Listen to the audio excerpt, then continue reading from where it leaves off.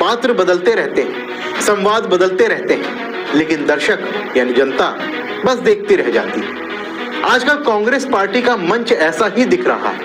एक तरफ राहुल गांधी जो खुद को विपक्ष का सबसे बड़ा चेहरा मानते हैं, दूसरी तरफ उनकी अपनी पार्टी के सीनियर नेता जो अब खुलकर कह रहे हैं कि ये चेहरा कितना फीका पड़ चुका है।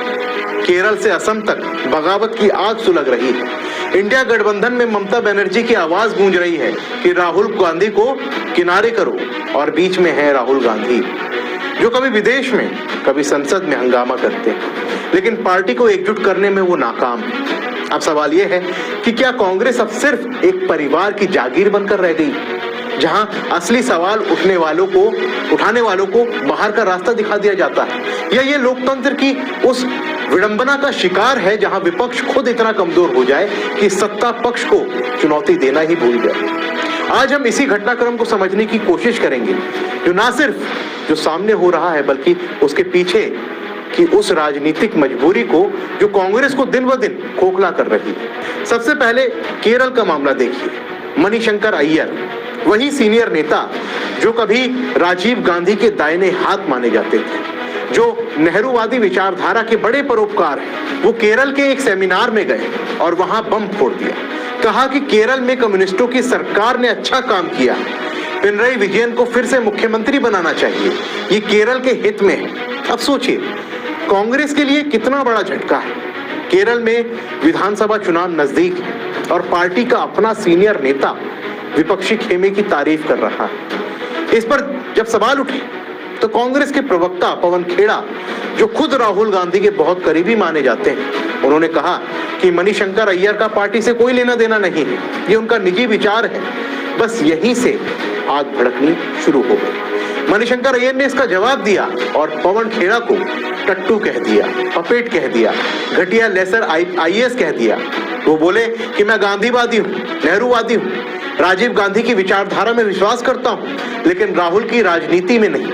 और ये सीधा सीधा राहुल गांधी पर हमला था, क्योंकि पवन खेड़ा को गाली देने का मतलब राहुल के करीबों को गाली देना है, और राहुल के करीबी को गाली देना के मतलब राहुल की नेतृत्व की क्षमता पर सवाल उठाना है। यहाँ थोड़ा रुककर सोचिए, कांग्रेस में ऐसे दिन आ गए कि सीनियर नेता खुलकर कह रहे हैं कि राहुल की राजनीति अलग है, परिवार की पुरानी विचारधारा अलग है, और राहुल वो शायद कहीं विदेश में होंगे या फिर संसद में कोई नया हंगामा करने का प्लान कर रहे होंगे। पार्टी के अंदर की ये नई कला नहीं है पार्टी के अंदर, लेकिन अब ये खुलकर सामने आ रही है। मणिशंकर जैसे लोग जो दशकों से पार्टी में रहे अब कह रहे हैं कि राहुल के फैसले पार्टी को बर्बाद कर रहे हैं, और ये सच ही तो है कि राहुल के नेतृत्व में कांग्रेस लगातार हारती आई। 2014, 2019, फिर कई राज्य चुनाव, हर बार नई हार, नई यात्रा, और नतीजा वही। अब पार्टी के अंदर लोग पूछ रहे हैं कि एक सब कब तक चलेगा। अब असम का मामला भी देखिए, वहां भी विधानसभा चुनाव नजदीक है। भूपेन बोरा, कांग्रेस के बहुत सीनियर नेता, उन्होंने इस्तीफा दे दिया। वजह कि राहुल गांधी ने सारी कमान गौरव गोगोई के हाथ में थमा दी। बाकी नेताओं को लग रहा है कि उन्हें नजरअंदाज किया जा रहा है, ना टिकट में हिस्सा, ना प्रचार में और ना फैसलों में, तो उन्होंने इस्तीफा दे दिया। अब भाजपा वाले कह रहे हैं कि आ जाइए हमारे पास, कम्युनिस्ट वाले भी बुला रहे हैं, बकरुद्दीन अजमल भी मैदान में है। कांग्रेस की हालत यह है कि चुनाव से पहले ही बड़े नेता भाग रहे हैं, और राहुल वो शायद किसी न्याय यात्रा की प्लानिंग में व्यस्त होंगे या फिर कर रहे होंगे कुछ प्लानिंग। देखिए, राहुल की यात्राएं तो बहुत होती हैं, लेकिन पार्टी को एकजुट करने की यात्रा कभी नहीं होती। तमिलनाडु में भी यही हाल है। डीएमके के साथ गठबंधन पर पावर शेयरिंग को लेकर वहां विवाद चल रहा है। केरल में एलडीएफ मजबूत है, असम में एआईयूडीएफ का प्रभाव बढ़ रहा है, 4-5 राज्यों में चुनाव है और हर जगह कांग्रेस मुसीबत में है। लेकिन सबसे बड़ा झटका कांग्रेस को पश्चिम बंगाल से लगा। ममता बनर्जी की टीएमसी ने खुलकर कहा है कि राहुल गांधी नकारा नेता है। इंडिया गठबंधन का चेहरा ममता बनर्जी को बनाओ, राहुल के नेतृत्व में विपक्ष नहीं चल सकता। और ये इसलिए है क्योंकि राहुल ने लोकसभा में एलओपी बनते ही खुद को गठबंधन का लीडर मान लिया। लेकिन सहयोगी दल अब कह रहे हैं कि ये नहीं चलेगा भैया।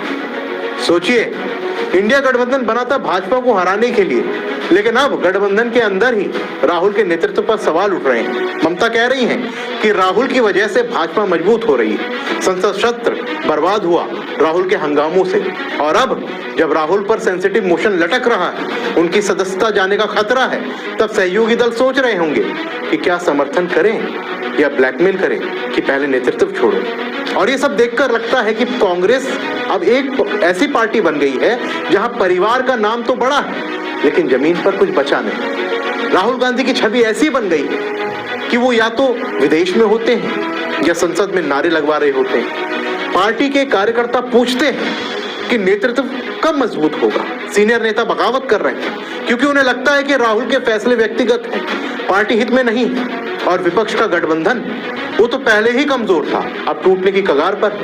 नतीजा कि भाजपा को चुनौती देने वाला कोई मजबूत विकल्प नहीं बचा है। लोकतंत्र में मजबूत विपक्ष जरूरी है, लेकिन अगर विपक्ष खुद इतना कमजोर हो और बिखरा हो तो जनता क्या करे भाई। राहुल गांधी यात्राएं करते हैं, बड़े बड़े वादे करते हैं, लेकिन जब पार्टी संकट में होती है तो अक्सर गायब होते हैं। पार्टी के अंदर लोग कह रहे हैं ये नेतृत्व नहीं, सिर्फ नाम है, और नाम भी परिवार का है। कांग्रेस की ये हालत देखकर लगता है कि ये पार्टी अब इतिहास के पन्नों में ही बची है। वर्तमान में ये विखराव, ये कलह, ये बगावत सब राहुल के नेतृत्व की नाकामी का एक प्रमाण है। आने वाले चुनावों में क्या होगा? केरल, असम, पश्चिम बंगाल, तमिलनाडु, हर जगह कांग्रेस कमजोर है। गठबंधन टूट सकता है और राहुल शायद नई यात्रा प्लान कर रहे होंगे, कुछ नया ही सोच रहे होंगे। लेकिन यात्रा से पार्टी नहीं बचती, एकजुटता से बचती है। हम इस घटनाक्रम पर नजर रखेंगे। तब तक के लिए आप सोचिए कि क्या विपक्ष की ये हालत लोकतंत्र के लिए अच्छी है या ये सत्ता पक्ष को और मजबूत बना रही है। फिलहाल के लिए इस रिपोर्ट